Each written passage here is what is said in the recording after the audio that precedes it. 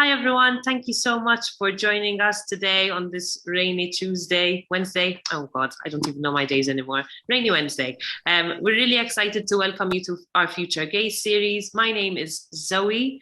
I'm from Creative Edinburgh. I'm the program manager, and I'm really excited that we're going to have Caroline Parkinson and Melissa Terrace today talking to us all about the future of digital culture. So I will, with no further ado, let them get on with things. So Caroline, I pass over to you. Thank you very much, Zoe, and thank you everyone for joining us for our lunchtime Future Gaze with myself, Caroline Parkinson, Director of Creative at Edinburgh Futures Institute, with Melissa Terrace, who I'll introduce just shortly. So grab your lunch and a coffee or a tea and sit back and relax and let your mind wander with us as we reflect on the past 2 years and gaze into our future and come on the journey with us and let your mind wander with us. If you have questions you would like to ask, I'll bring those to Melissa towards the end, and use the Q&A box for that, or the chat box, and I will keep an eye on it. So settle in, here we go. Welcome, Melissa. How are you? Thanks. I'm good. It's lovely to have this chat, and it's always nice to be invited to give some opinions about what I think about how the world works. So yeah, I'm really happy to share them with you. Great. I want to just introduce Melissa so that everyone understands where you're coming from, what your background is, and you'll get into that, I'm sure. So Melissa is Professor of Digital Cultural Heritage at the University of Edinburgh and leads digital aspects of research as Director of the Edinburgh Centre for Data, Culture and Society. Her research interests is the digitisation of cultural heritage, including advanced digitisation techniques, usage of large-scale digitisation, and the mining and analysis of digitised content. She previously directed UCL Centre for Digital Humanities from 2003 to 2017. She is a Fellow of the Alan Turing Institute and an expert advisor to the UK Government's Department of Digital Culture, Media and Sport, and until recently was on the board of the National Library of Scotland. So welcome, Melissa Terrace. Thanks, Caroline. And we both have similar accents because we're both from Kirkcaldy in Scotland, don't we? So this is a real Fife accent today. That's a coincidence, isn't it? Yeah, exactly. It's so great to have that coincidence. Actually, the first day I met, I thought, I recognise that accent. So as we emerge from COVID-19 restrictions in the last few months, we've edged out and some of us have broken out with relief. Yes, let's do stuff. I still sense a degree of uncertainty from the cultural organisations and the GLAM sector, galleries, libraries, archives, museums sector, of, okay, how will this land? Will audiences come full back? Will we have 2/3? We'll have half? Are people still enjoying the online experience and prefer that? So I'm just wondering, what are you sensing from the sector about what they're thinking about how things might settle? So it's really interesting when you think about audiences for cultural heritage, and my expert area is about galleries, libraries, archives, museums, and so kind of narrowing it down to those kind of areas. We had a very interesting pandemic because the doors were shut as they were everywhere else. But the nice thing about the cultural heritage sector is that we've been digitizing stuff since the 1970s. There's been digital records of collections. When cameras became cheaper and the World Wide Web started in the 1990s, people really started digitization at scale. So we've had 30 years of mass digitization across the cultural heritage sector. So when the doors of the institutions were shut, people could actually use that stuff and actually get access to quite a lot of material, although we estimate that only about 10% of heritage content has been digitized over the last 30 years with billions of pounds worth of investment. So we don't have everything digitized, and that's a frustration to people. So what we saw then, it was a really interesting moment for my field and my area, because there's been a lot of people saying, why bother digitizing all this stuff? Why spend all that money? But when the doors were shut and that's all you could get, suddenly digital cultural heritage, it was we didn't have to make that argument anymore as to why, people have told me that what I study doesn't exist and it's not worthy of attention.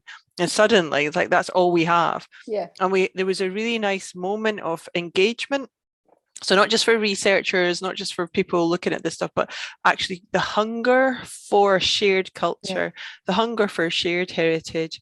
For example, people using images of artworks and trying to recreate them at home, and using whatever they had around. And there was like lots of Facebook groups about that, where people kind of, engaging with complete strangers online as they kind of dress up as women with a pearl earring and all of that. My favorite version of that, there was a group that I love online called Terrible Art from Charity Shops, and people then started to reenact really bad art, and it was just really fun, and it shows the importance of cultural heritage and shared art and shared culture to people's well-being, to people's communication, to a whole range of stuff, and the place of digital. We have a problem though in the cultural heritage sector where we depend on exhibitions, physical exhibitions, to raise money for institutions. So a lot of the institutions, particularly in the UK, it's 10, 15 years of austerity now, and the main way that major galleries or libraries, museums raise money is to have blockbuster exhibitions. And that's why they put on these kind of big things, and we charge money for something to try and get income to support the rest of activity. Yes, because it's physical artifacts that we're collecting and curating for the greater good of society and generations to come. So of course they're physical, and that is was your income model. So I guess the question then is, now that we've had a digital response, and in terms of people have engaged with what you had digitized for 30 years and are like, well, yeah, having fun with it, but also it's there for research and engagement as well, and reinterpretation, is how do we retain what we've developed, and continuing to have a digital creative response, and at the same time thinking, well, how does the business model then stack up if we do exactly continue and we need with that? footfall. We need people to come to institutions, we should pay the tickets, but also buy a scone and buy a postcard. Like literally the institutions are dependent on it. And we're seeing across the sector, because of the closures, not all galleries and museums are supported by the government. Not all of them have government funding. Not all of them are charities. So the Museums Association in the UK thinks that 10% of museums' jobs were lost over the past year throughout the whole sector. 10% of the jobs. And that's a whole generation of folks like wiped out. And it will take, 5-10 years for the sector to recover from that, if it does at all. So we need people coming back to organisations and spending money. And there's an economic imperative to that. While I'm a strong believer that not everything that's cultural heritage can have a price tag on it. It shouldn't. And shared cultural heritage should be something that everyone has the opportunity to access. But we need the footfall.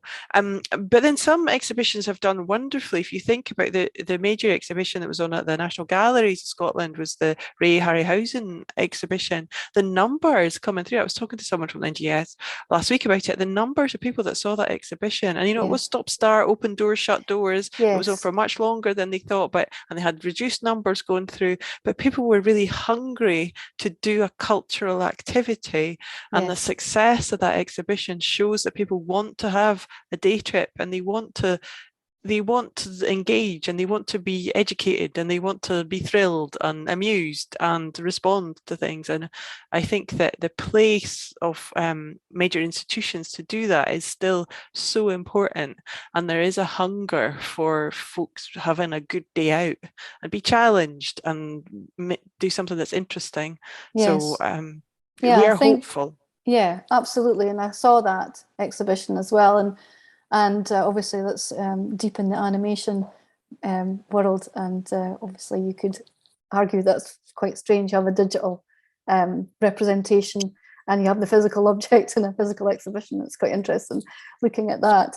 I was just thinking about, if we are to continue, obviously the business model we have to think through, if we are to continue to have some online experience that is alongside the exhibition, or as a different engagement with the exhibition, maybe behind the scenes of, or whatever it may be, or looking at the 3D scans of the artifacts.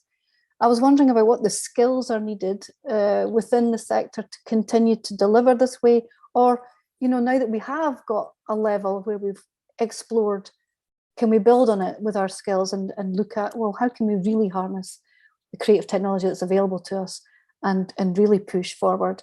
I was just wondering if you wanted to explore the skills needed on that.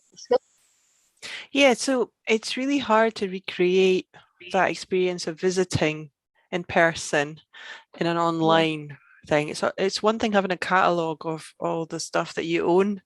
And it's a one thing having a kind of, if researchers want to find images of stuff, that's one thing. But actually recreating or giving a different experience of cultural heritage. I mean, you're looking at VR, you're looking at AI, you're looking at gaming and what we can learn from the gaming sectors, to see what online experiences or digital experiences we can be building in the cultural heritage sector. There's a huge amount of work to be done in that space. There's no kind of go-to product that you can just buy that would allow you to put on online exhibitions. We did a couple of really nice ones. There was a Van Eyck one in the Netherlands, I want to say, that which did film the whole exhibition, and it was an AR experience where you could walk through the whole galleries, and that was the best one I've seen. I'll try and put it in the chat. And it was a really nice way of exploring this major exhibition, which was cancelled because of COVID. But actually, getting that experience is really difficult. So we need innovation, and we need people to be dragging the tech that's been developed elsewhere into the cultural heritage space and trialing it out. The problem that we have is getting the resources to do that, or getting the funding to do that, especially with any risk of failure. Galleries and libraries who, after years of austerity, don't have the budgets to be exploring with the tech. And so it's really hard to kind of try to get people to do something new, and we're in that kind of bind. That we've kind of entered that space a bit by trying to enable that collaboration to occur through the Creative Informatics project, and funding's been available for cultural organisations and others to put a challenge forward, and for innovators to come forward and respond to that challenge, and also bring the community together to collaborate, because, as you're saying, we could benefit, and we see Brian's in the chat there going, yeah, go games. We can benefit from collaborating with other people's skill sets. But as you say, you need a little bit to oil those wheels. Exactly. And I'm thinking that maybe in our roles in academia, we could look at research innovation support to allow that to continue to occur. I was wondering about how we can involve creatives in these amazing 30 years or more of digitized archives that we have. I mean, there's obviously implications. Can you maybe talk a little bit about that, gaining access to the archives to create something? There is a movement in the cultural heritage sector, and when I say that, I mean worldwide, for something called Open Glam, which means open galleries, libraries, archives, and museums. And it's a licensing framework by which people have been putting out copyright materials online and saying it's in public domain or no known copyright restrictions, and please do what you would like with it. And there's an encouragement there for people to take it and remix it and do what they want, and that's been very successful. I was watching, my husband was watching the end credits of a game last night, a video game, and he pointed out that they'd thanked the Rijksmuseum, which is a museum in Amsterdam, and they famously put high resolution images of all of their artworks online and with an open license, and it was really like, anyone, please take that. And they talk about it online, about the number of Netflix shows that have taken high resolution prints and then put them in succession. The rich people have these like major artworks up on their wall. They're prints from the Rijksmuseum that they've got printed off, like the high resolution images, and how they're embedding like the famous paintings that they have into culture or into games or things like that. So there's a way of taking that material and using it, and you've got permission to do it. The issue that we have is convincing people that they do have the permission to take that and do whatever they want with it.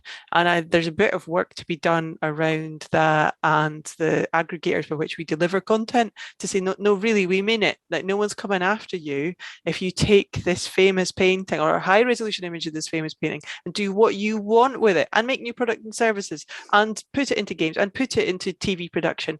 Like, you're allowed to, but actually getting over that fear that you're going to be pursued for copyright.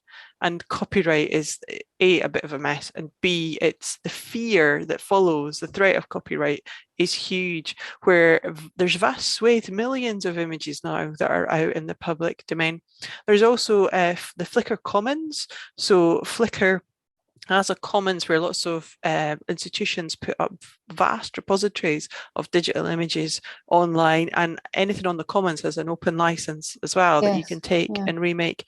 And that went a bit quiet for a while, but they've just recently reinvigorated that. So they're setting up a 404 in America, which is like the Internet Archive, so a charity. So they're setting flickr.org up as a charitable foundation that's looking after the content of Flickr to try and make sure that's going to be available in 100 years' time as a cultural record of the late 20th century and early 21st century, but also all the museum, library, archive content, and trying to get more people to take it and use it and play with it. So there's some bridges that we need to build. People have been digitizing this stuff, putting it online, spending a lot of money on that, but actually persuading people that that's there to be taken and played with, and to get that trust. Again, we need to build these little labs, I think, where people are taking the stuff and seeing the rich variety of design history which is up there, or what could be used in fashion, what could be used as patterns, as on wallpaper, what you could actually take and create with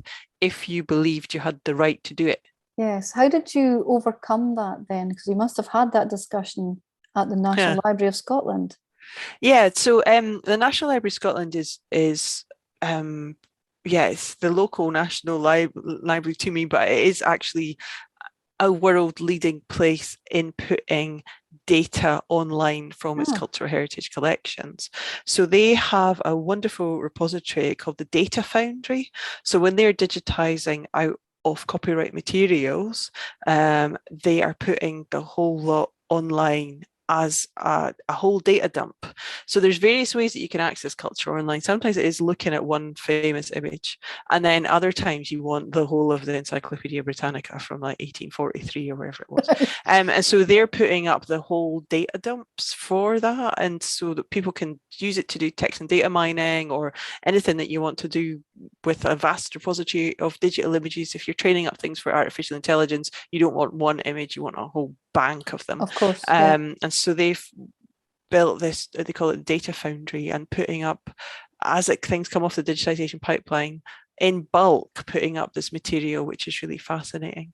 And then we've got things like, so you've got Flickr Commons, you've got Europeana as well. So a lot of the UK collections were put into Europeana, which is a Europe-wide aggregator of cultural heritage content. They're very careful about saying which license things are under, so you can search for openly licensed stuff from across Europe.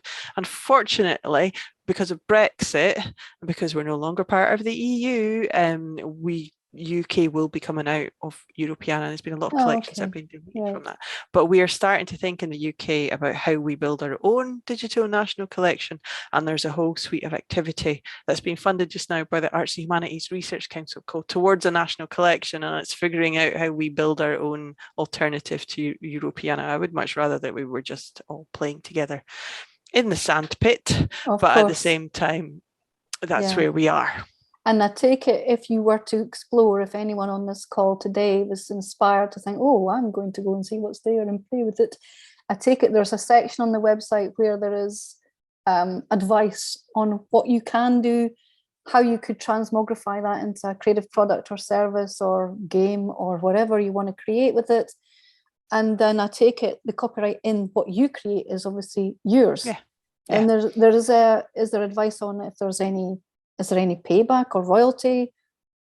And when things are in the public domain, there's no need to pay for anything. They're public domain, or the equivalent of CC0 in Creative Commons, or in the UK, no known copyright restrictions means you can take and do with what you want. An example of that, of course, that we funded through Creative Informatics, and I'm directing Creative Informatics just now, is we funded an artist called Martin Disley, and he worked with the National Library of Scotland, and he took, so the National Library of Scotland has the biggest collection of maps of any national library in the UK, and they've been digitizing them for 20, 30 years, working with the Ordnance Survey and various other map providers, and they have these mass digitized data sets of maps. And he took them and he trained GANs on them, and he made new artworks based on maps and interrogating what we mean by kind of our ideas of topography. And he was setting up a new service to think about these large-scale heritage collections and what happens when you point AI at them, and to help and support other collections in making new artworks. So when he did that, he took the openly licensed material, he made his things, but then he very much owned the copyright in what he made, because he's injecting new input, new effort, and creating a new thing. So absolutely that sits. And my view on that is, if institutions can't figure out how to make money out of their own collections, like, why should we stop creatives making money? If they can figure out why, on you go, great, that's wonderful. And the benefit that comes back to the institution is by saying this is where it came from, it's in promoting the collections, it's encouraging footfall. So there are benefits to the organization that come from that. But being open is really important, and open licensing, allowing people to play without a copyright material, is really important, I think. Yeah, and it's bringing a new interpretation to new audiences of maybe works that feel to maybe younger people in particular, maybe it's deep in an archive somewhere, and whereas a new creative artist has brought it out in a different way and brought it to them in a different way, similar to the data that we had from the Space and Satellite team, and that was then represented by artists to bring Earth observation data to life in a new way, and we exhibited that in space. But of course, again, that happened just before COVID, and had to pivot to digital exhibition and use the windows to project that onto the street, so at least people could see it, but it was also digitized online as well. And so we pivoted to do that, and thinking about all the new products that came out of that for the artists was very exciting, and for Space and Satellite people to also see how their data had reached the public in a new way. So I can see all of that value you're talking about brings just a new experience of our rich cultural heritage. And I was thinking about all the work that we've created during the pandemic digitally, and I've just explained one that we did ourselves, and you've been talking about others. Is actually the National Theatre of Scotland have some, and Scottish Ballet have some, and countless other festivals. Well, what are we going to do with that? So are they sitting on individual websites? Okay, but eventually over time they will get archived individually. Is there a place, are we even talking to each other about the place of, could we collate that? Is there any value in collating it? Could the audiences have a secondary experience of that, and as individuals paid back for that? I'm just thinking about, we're digitizing things now, new creative product, but are we archiving it, and are we holding on to it and reusing it? Yeah, so I could feel myself getting to lecture mode and putting on my non-print legal deposit hat, which, so there's a couple of different things. There's one which is preserving it for perpetuity, which means in 100 years' time, will people be able to look back as to what happened about COVID and get a sense, and will any of these digital artifacts have survived, and will people be able to access all these things in the round? And that's where I have to shout out again to the National Library of Scotland, and all of the non-print legal, all of the legal deposit libraries within the UK. So there's 6 legal deposit libraries in the UK, and the National Library of Scotland is one of them, and they have the UK Web Archive, and they are mandated to collect anything on the .co.uk or with a .uk domain address, and they are legally allowed to take copies of that stuff, and the government has asked them to take copies of that stuff. So they have a massive archive of the web, started about 2011 and became law in 2013, and they have actively been choosing what to curate through COVID. So they do take a snapshot of anything with .co.uk, but there's a form you can go at the British Library to fill in, please archive this. And this is why, to make sure if their crawlers haven't hit it, that they can actually find it. So a lot of the stuff will be saved in some way. There are restrictions, so unless you give permission to say, yes, tick the box, someone who owns the copyright in that, everyone can see it online. You can only see it when you go into the library. So stuff will be saved, but then thinking about that. But I think there's a separate question then, which is about access. And it is about whether or not there is a moment by which people could be curating that ourselves and putting a public facing, openly licensed set of stuff together. What happened in Edinburgh, what happened in the Edinburgh Festival in 2020. We did do a piece of work on that in creative informatics. We published a white paper, but what happened when the festival was cancelled? There was still lots of stuff happened. Actually, the festival didn't get cancelled, it just went online.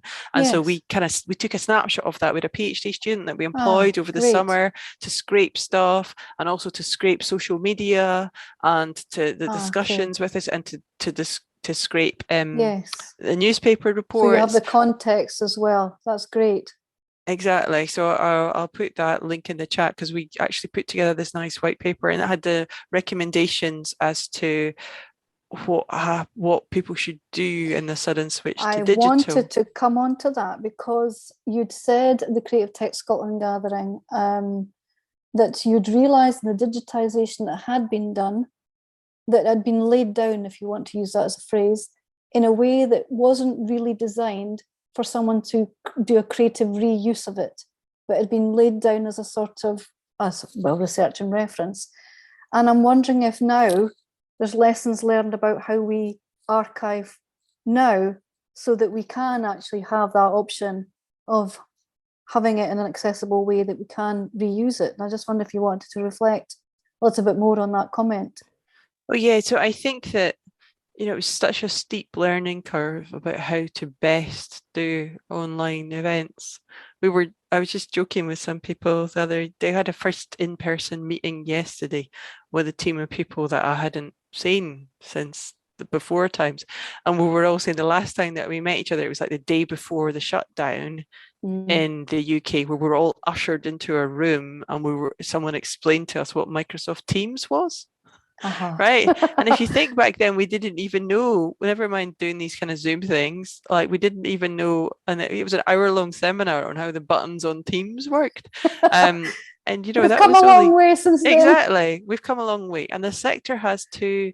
And there's been a lot of experimentation, and there's been a lot of figuring out. And so that I just put it in Zenodo, just put the Zenodo link in the chat, learning from the 2020 Edinburgh Festival Fringe, recommendations for festivals and performing arts in navigating COVID-19 and new digital contacts. And so it has a lot of things about what you should do to support performers, what you should do to support production, and what you should do to support audiences. And these have three very different needs. And some of the things we looked at were the stuff that it's been implicit. So like transitions, on the importance of transitions, like in the Fringe, where you would go and you get your drink, you get your seat, and you'd wait for 5 minutes, and then this thing would happen, and then you would all clap, and you all go to the bar afterwards. Like in the digital space, we miss those kind of cues and transitions about how you behave. We're all used to you're either on or you're off. It's kind of binary, and actually building that kind of stuff into the digital environment to make sure people feel like they're having a show, coming out of the show, things like that, where we've been so on-offable that actually if we're building these user experiences that people feel like they've had an experience, we really need to take the learning about how we navigate and how we support and what we need to do that, and what the infrastructures are that are needed to support, a chat room before or after, or using the chat function in certain ways, or different ways of breakout rooms, or whatever you want to do. But I think we have learned a huge amount. There's a lot of good human computer interaction research coming out about how best to support online audiences. And so in some ways, things you're not supposed to say, like the sudden pivot to online has been a boon to understanding how to do online better, and we will take these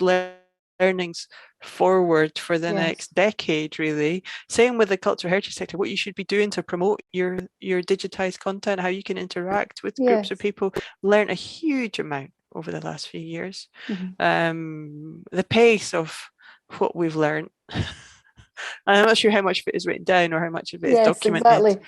But the moment to yeah, catch up with ourselves and embed in new policy how we want to digitize and archive what we're currently or have just created, in order that it is, as you mentioned before, able to be creatively reused. So I was thinking it's not all about economic potential, and I'll come on to the other side of that coin in a second.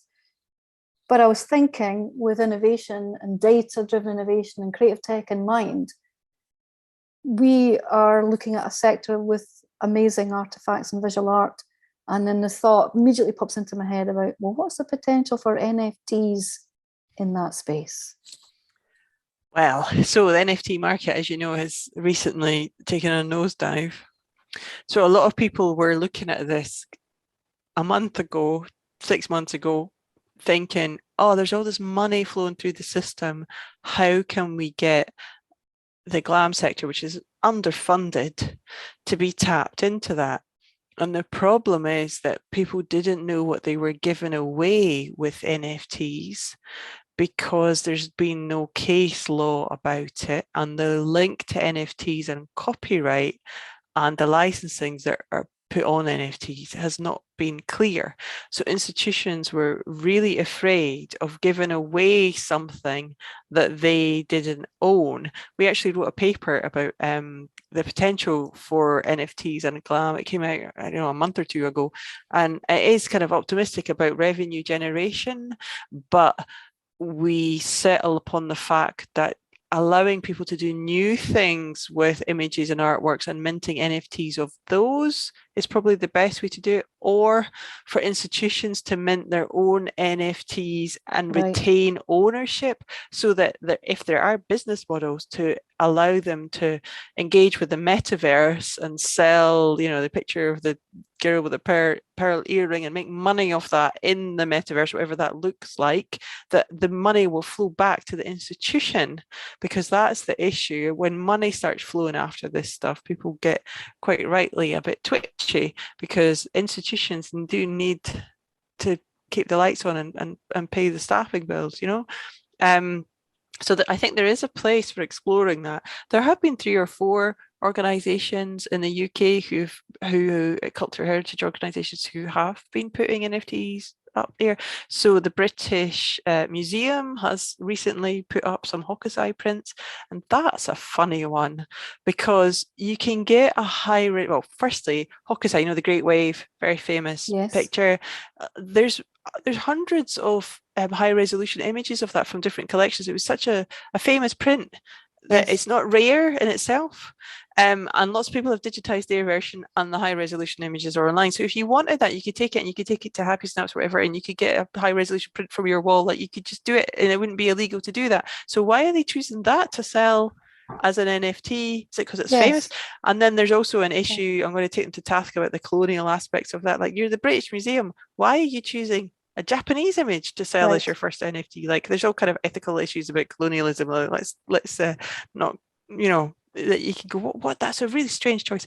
But they're trying to do it, and they're trying to see if they can get some revenue generation. But the Whitworth Gallery, they did one with Blake image, but they got an artist to reimagine it, and then they made NFT of that artwork. Yes, because it's meant to be about something unique and new, isn't it? Exactly. And then they're experimenting with selling that entities of that, and they're doing it in a very open way to see whether or not it makes money or not. Like, they're not saying they're going to make money, they're going, let's have a go, let's get into the space, let's see what we can do. And I think it's about experimentation, but it'll be interesting to see what happens now that the crash in the market has happened. And it was expected, right? It was quite clearly always a Ponzi scheme. I think. I definitely think when you're following cryptocurrencies, Bitcoin and NFTs, they all seem to be in this up and down wave, and you're reading the news every day and it's up and then the next day it's down. I was thinking about, if we move away from the economic potential that I mentioned to look at the other side of the coin, about value and our values. and how we value our cultural heritage. And I think reimagining our archives and messaging it and then reinterpreting it for today gives us a connection to it, and maybe increases in value to us because we have a new engagement with it.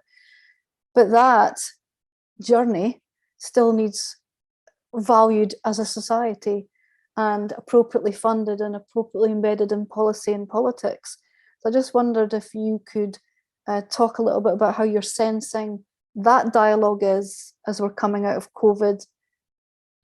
Are you seeing a shift? I know that maybe there's not a lot of money down the back of the proverbial sofa, but I'm just wondering about how you're sensing the dialogue around value and valuing our cultural heritage.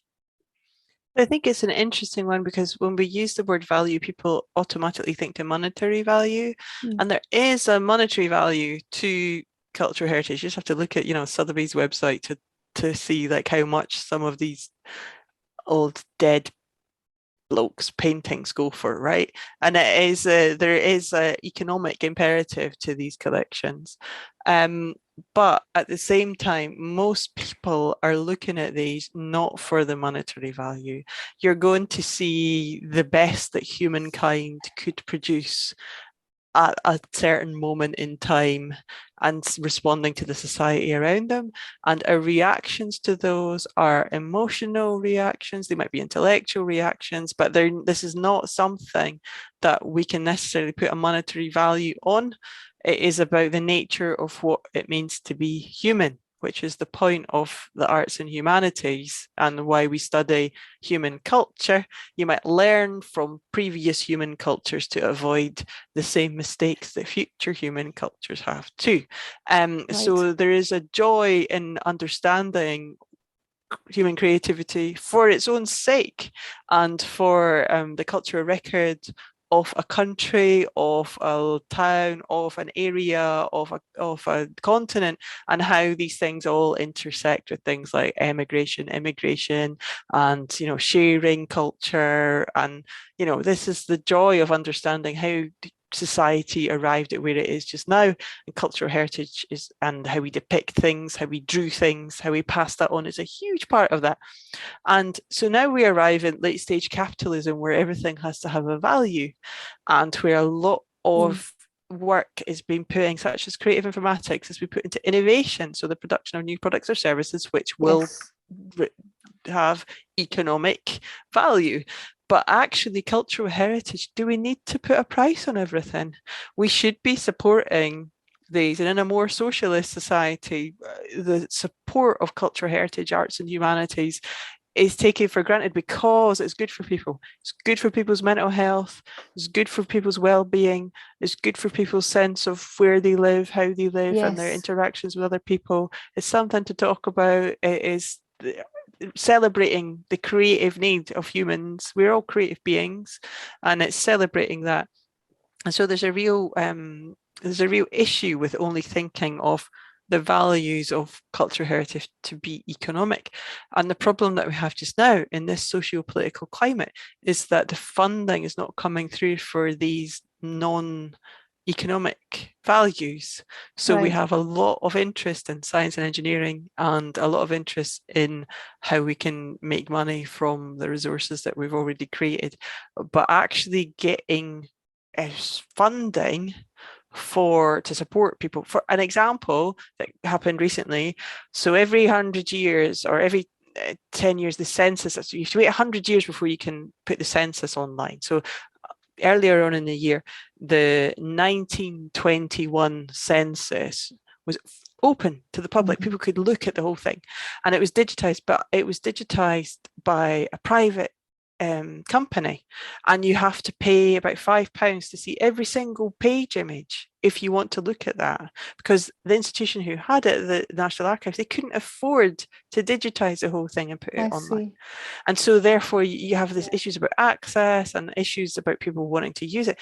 Now, Ireland decided that they were going to pay, the government was going to pay to have the census available online for free, because they thought the value in that was from the genealogists and from tourism. If people could trace their ancestors, they'd want to come and visit.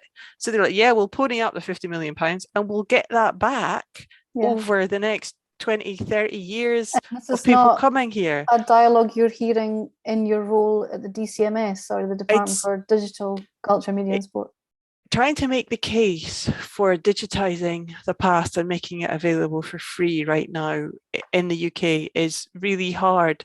There's an expectation that everything will be digitized, and there's an expectation that the GLAM sector, galleries, libraries, archives and museums, can afford to do it. But digitization is costly, it's really time consuming, you have to look after all this digital stuff, and they're not well enough resourced. And I'm a huge fan of my colleagues in the GLAM sector. There's a lot of great people doing a lot of hard work for very little money and have a very little resource, and what they've managed to pull off is amazing. Yes, by digitizing our cultural heritage.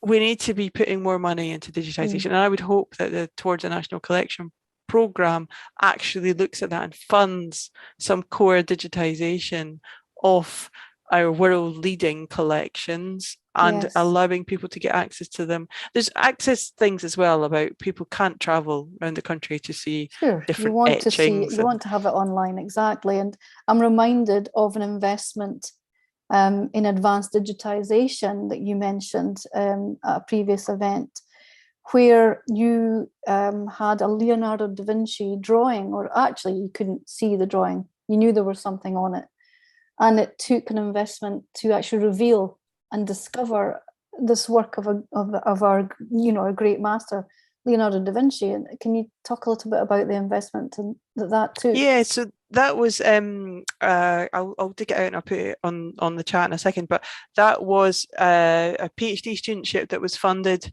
to look at multispectral imaging and whether or not we could do hyperspectral imaging and whether we could image some Leonardo da Vinci drawings that are in the Queen's private collection in Windsor Castle. And it was a PhD student of ours called Keris Jones, who's now Dr. Keris Jones, Dr.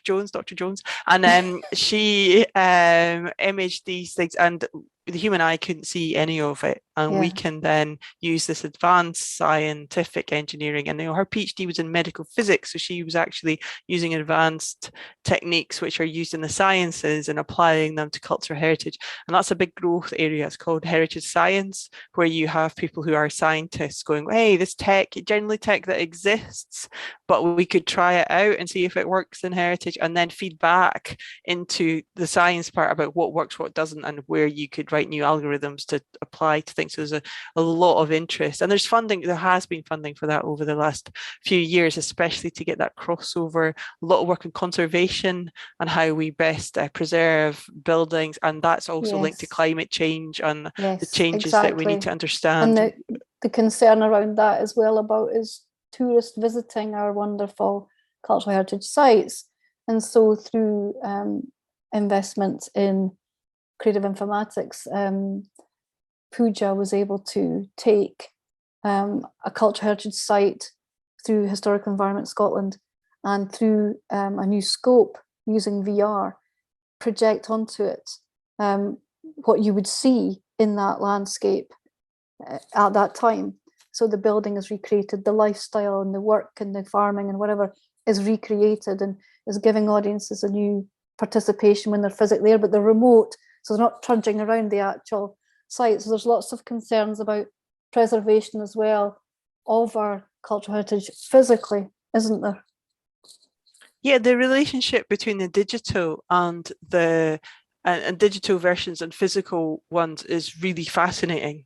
So there's various ways that you can actually say that people are not allowed to go there anymore. So we see this in Egypt, where you can't visit a lot of the Egyptian tombs anymore because of the volume of people coming through, but they have made very high quality recreations of them, or done digital recreations, so you can get that experience, because the fabric just couldn't take people marching through. There was some early research done in the early days of digitization that showed, unless you actually chose to take things away from visitors and go, you can't see it anymore, if you put things online and promote it using digital, then more people will want to visit the site physically, or take that book out of the library because they've heard about it. So this relationship between wear and tear on the physical artifact and the digital is actually kind of in flux. You have to, because it can promote and it can encourage more people to rock up to your fragile site and actually have a look. So you have to, and we can't have like security guards up on some remote things all the time. We just don't have the money for that. So it's a really interesting relationship between digitization, and there's a lot of work that's been done by Historic Environment Scotland. They have the engine shed in Stirling, and they're the experts in 3D scanning of cultural heritage sites, and what you can do with complete LiDAR scans of complete heritage sites and how you can use them both for heritage science, conservation, but then watching that wear and tear and understanding how we can look after the sites best, or then providing a model rather than allowing people to climb all over it all the time. Yes, there's been experiments between academia and Visit Scotland and tourist agencies around creating a VR experience of a place. Not to encourage you to trample all over the place, but to inspire to say, I want to see that or come visit that country. And so people have been experimenting with, well, if you were in another country, would you pay for a dome experience or reenactment of a place in Scotland, for example, in VR? And then that whet your appetite for a visit. And as I say, you experience it slightly remotely, you might be there, but you can actually have that experience either in the visitor experience centre or before you come. And I thought that was a very interesting exploration that people were looking at. And the other thing that made me think of is, well, if we're going with the Sense City scope and you're seeing a scene and you're looking at a dome experience recreation, you're not far then to take it into a metaverse experience. Exactly. And I just wondered what you thought about the future for digital culture literally representing our world in a metaverse situation. Well, there's a lot of work being done in VR and heritage over the last 30 years, and a lot of people using gaming engines and stuff to recreate, for example, lost castles, lost sites, lost theatres, a lot of work on lost theatres and lost Roman amphitheatres. So there's a huge interest in that, especially about the lost past and recreation of things which no longer exist. I think we are never going to quite get away from the sense of aura, which is this theory, it's a Walter Bridgewood thing, where we want the aura of touching the original thing that the Romans were there. We want to feel and sense it, and we get that from medieval manuscripts all the way through to rocking up to Pompeii and being there yourself. And that's something that we have to think about from an access perspective and also an environmental perspective, kind of, all this world travel to go and see these world heritage sites. For what? So you could stand there and go, yeah, I've been there too. But it is something about the human experience and the aura of actually experiencing the real thing. Yeah, and that's a real issue for Venice. But talking about, when you said the word lost, I suddenly thought of, we're coming to close now and I've got a couple of questions for you. So this might be my last question. Just thinking about lost as what we almost lost of Ukrainian cultural heritage. And I think you were involved in the campaign for saving that. Can you talk about that a bit? Yeah, so there's a group of volunteers who have banded together in something called Suko Save Ukrainian Cultural Heritage online. And this was a response from folks in digital culture, digital heritage, digital humanities, librarians, who were like, what can we do to help the situation in Ukraine? And it was about a week after the war started.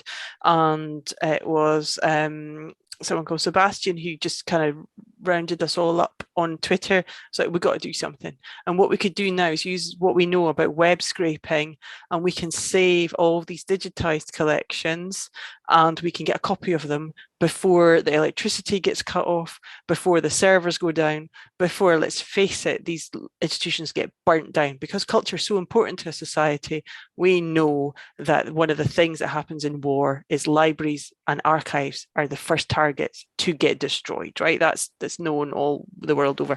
And so, bless them, they rounded up a bunch of folks and everyone started web scraping. So they've scraped about 500 different institutional websites, including like the complete digital archive from the State Archive of Kharkiv about 2 or 3 hours before the electricity got cut off in Kharkiv. Right. You have a safe copy now, and we have 3 or 4 different copies of these. It's about 50 terabytes of information now from Ukraine. It is safely parked on 3 or 4 different institutional servers around about the world and backed up. This doesn't belong to us. This belongs to the people of Ukraine. At some point, we will hand all this back. Yes, exactly. And they are we're engaging with UNESCO, we're engaging with the folks in Latvia who are helping the folks in Ukraine look after their cultural heritage. So there is ongoing discussions about how you then sustain an archive like this, how you look after it, what you do with it. And it might be a long time before we can hand this stuff back, but a lot of the institutions themselves have been burnt down now. So the only thing that survives are the websites and what they had digitized. So all of a sudden, digital culture took on a new meaning and a great value. So thank you, Melissa. I'm going to now move to the chat questions, and I smiled whilst you were answering one of those questions, because the question in the chat says, not just the aura but the weather. Could a dome experience also includes the wind and drizzle at the Ring of Brodgar? And that just made me smile. But I think that's part of it. That's why some of these VR experiences aren't the same as actually going to see the thing. You know, I remember going to Culloden like 20 years ago, 30 years ago, before there was a visitor centre. You're standing on this field in the fog going, wow, this is a desolate place. And would you get the sense of that? Right. So that reminds me of Ray Interactive and Mark Daniels, who have worked together on Mark's idea called Atmosphere OS, where you're watching a film and in certain parts of the film and data triggered and sensor triggered is, you know, more of an immersive experience in the physical. So I think it might be interesting if Mark wanted to work on the Ring of Brodgar. And the other question in the chat is, what are your thoughts on accessibility of our galleries through digitization? Well, yeah, I think that, you know, making digital copies of things and making them available to people in high resolution so you can experience them, it has massively increased accessibility. And that's the number one reason why people would say, why are you going to digitize something? It is, accessibility. People often don't nuance what they mean by accessibility. So there's different ways you can, whether that is for people with learning difficulties or whether it is for, you know, all of that. So, or whether it is also visual impairment, or just actually increasing the ability to see the range of stuff. I've got a new book that's coming out tomorrow about Millicent Fawcett and the suffrage pioneer and got votes for women and all of that. And being able to access the mass digitized content meant that we could find speeches that no one else knew that she had written in archives and libraries worldwide, because of, you could look up catalogs and you could actually get them. I didn't have to go to Idaho to look at this document. I could get someone to digitize it. Digitization on demand as well, where you can email someone and go, I really want to see this, can you send me a PDF? And that's increasing the scope of what we can do. It's increasing people being able to sit at home and engage with our shared cultural heritage, and also helping with the environment. We don't have to travel so much to see specific things. So the role of digitization and access is huge. There's more that we can be done. AI is coming into the space with things like speech to text and text to speech, and also AI helping searching things as well. And there's an accessibility angle to that too, and how we can use AI to search for things and deliver it to people. So there's lots of opportunities, and I think it has really transformed how people can study the past or access the past, because of the affordances of search and what we can do now that we couldn't do before from your home. You know, I wrote that whole book from my cupboard, you know. You don't have to leave your cupboard. You could just write 200,000 words about the history of suffrage. It's fantastic because of the digitized world. Exactly, because of digitization of our cultural heritage and archives. So one last question. Someone in the chat is asking, when we're thinking about, you know, you are at home and you're enjoying the archive or an experience, it's asking how do you make it more of an event, so you have that feeling and that sense Do you have examples of anyone who's done it well? Conveying that sense of where you are, or a feeling, or the aura, or... I'm going to shout out, I'm going to be selfish, and I'm going to shout out to actually the creative informatics team. And we were really experimenting a lot with doing these events to try and support the creative community and also the tech community in Edinburgh. There's an online events guide that we made about how best to do things in the online environment, because we kept getting asked, what do you do? And we put together this online events guide to help other people, and it's been downloaded a whole ton of times, so we know that other people using it. But it is about thinking about the experience in the round, I think. And we're also used to, I'm so used to sitting in my cupboard here and like going from Zoom meeting to Zoom meeting to Zoom meeting. After this I'm straight into like a meeting about whatever at the university, and actually not taking the time around stuff to actually plan that journey. And I think planning user journeys is really important. And the guide for online events is going in the chat there. Thanks, Anna. And I think that it's really important to think about it from different points of view. What the support do people actually need? So you and I are chatting, but actually we've got Zoe who's like managing stuff in the background too. And so there's different types of figuring out what the resourcing is. We are now moving into a hybrid space. Yes, we just got used our first to doing experience of that, didn't we, Melissa? And I realized that I had a lot to learn about the online experience for those joining to a live event online, and also the timing physically of our event and our talks had to be exactly precise, because people weren't in the room to experience that there was people having a chat about a demo and had to be hauled out of a space to go speak on stage, and everything had to be exactly on time as well. So there is an awful lot to think about technically and in actual stage management, as well as thinking about the experience for those who are online, which we didn't do the best of, and I need to learn myself about how to do that. So with that, can I just say thank you, Melissa, for taking us through your thoughts on the future of digital culture, and thank you to Creative Edinburgh for hosting FutureGaze, and thank you to the audience for joining us over your lunch, and hope you enjoyed our wanderings and having a look into the potential future. So I'm going to hand back to Zoe at Creative Edinburgh. Thank you. Thank you so much, both of you. Oh, sorry, I've been sat here just typing away for an hour and I lost my voice. Thank you so much. That was so interesting. And, the feedback in the chat is just, everyone really enjoyed it. That's so good. did I. That's good. That's so good. Thank you so much to everyone who's here today. Keep an eye out. Our next Future Gaze is talking about the future of sustainable creation, and that will be with Lynn Wilson and Carol Sinclair on the 14th of September. So please do keep an eye out for that. We'll look forward to seeing you at the next Future Gaze. Until then, thank you so much again for Caroline and Melissa for joining us, and for everyone who decided to spend their rainy lunch with us on Zoom. You. Yeah. Thank you, everyone. Have a nice day. Thank you. Yes, I will send. Oh, yes, the links from the chat and the link to this will be sent out in the next few days as well for the recording. Lots of great links in there to explore. Thank you very much. Thank you so much. Bye, everyone. Bye, everyone.